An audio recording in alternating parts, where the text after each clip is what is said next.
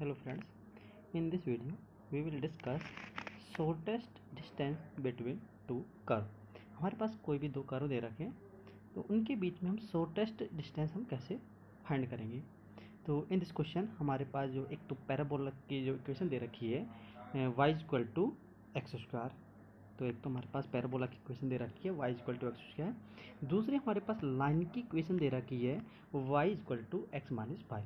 अब हमें निकालना है कि इस पैराबोला जो कि हमारा मान लीजिए कोई पैराबोला है और ये कोई लाइन है, मान लीजिए लाइन जा रही है, इनके बीच में शॉर्टेस्ट डिस्टेंस कब होगा। क्योंकि हम जानते हैं कि इस पैराबोला और लाइन के बीच में बहुत सारे डिस्टेंस हो सकती है, ये भी डिस्टेंस है, ये भी है, ये भी है, ये भी है, हम ऐसे भी ले सकते हैं।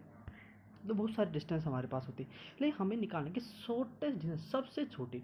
और आपको पता होगा कि अगर हमें शॉर्टेस्ट डिस्टेंस अगर निकालनी है तो जो परपेंडिकुलर डिस्टेंस होती है, अगर किसी पॉइंट पे मान लीजिए कि हमारे पास ये कर्व दे रखे हैं, इसके अगर किसी पॉइंट से यहाँ से अगर परपेंडिकुलर अगर खींचा जाए, यानी कि परपेंडिकुलर अगर लिया जाए, तो वो डिस्टेंस हमेशा शॉर्टेस्ट होगी।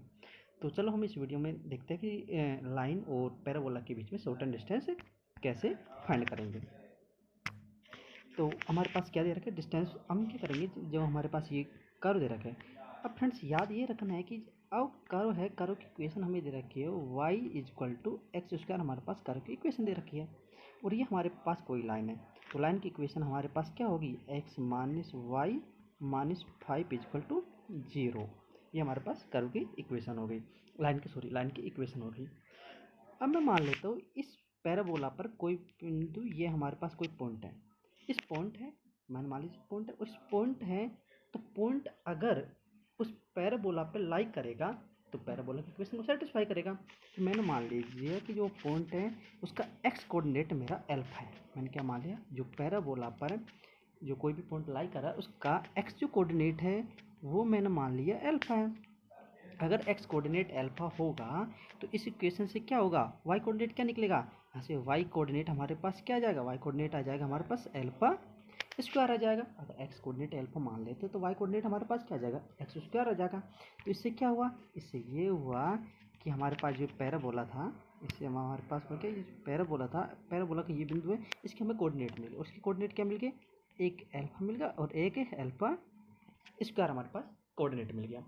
अब क्या करूँगा, इस पॉइंट से इस लाइन पर परपेंडिकुलर डिस्टेंस निकालूंगा। इस पॉइंट से जो कि पैराबोला पे लाई कर रहा है अल्फा को अल्फा स्क्वायर से इस लाइन पे जो कि हमारे x minus y minus 5 equal to 0 पर परपेंडिकुलर डिस्टेंस निकालूँ। तो मैं क्या करूँगा, अब जो हमारा डिस्टेंस फार्मूला है, डिस्टेंस फार्मूला का मैं यूज कर लूँगा।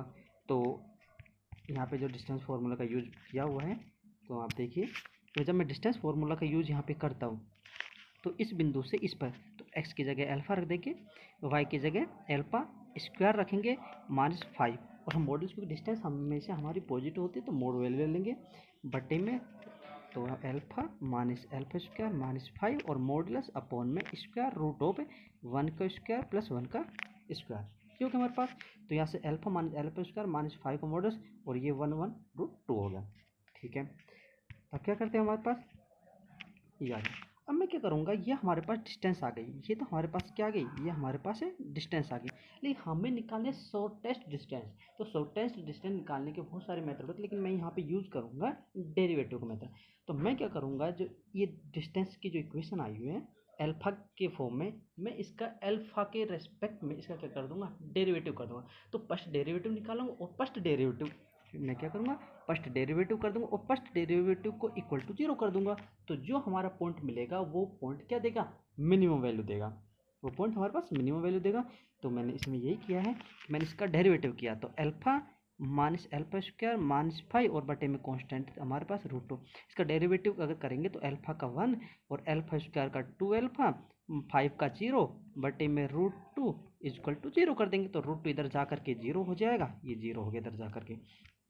तो यहाँ से क्या मिला, हमारे पास अल्फा की वैल्यू मिल गई 1/2, यानी कि अल्फा इक्वल टू 1/2 पे हमारे पास ये क्या देगा, मिनिमम डिस्टेंस देगा, यानी कि शॉर्टेस्ट डिस्टेंस देगा।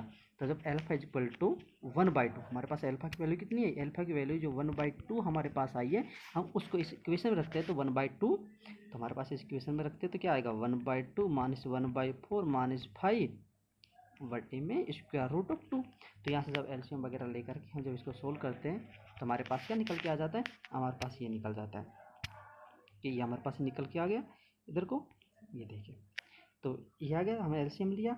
अब यहाँ पे क्या किया, हमारे पास निकल के क्या आया, हमारे पास निकल के आया 19/4√2 आया। तो इसने क्या किया, √2 से ऊपर नीचे मल्टीप्लाई कर दिया। तो ऊपर की साइड हमारे पास यानी कि 19√2 और बटे में क्या मिल गया 4 हमारे पास पहले से था, और रूट इंटू रूट यानी कि 2 हो गया, ये 4 2 8 यानी कि 19।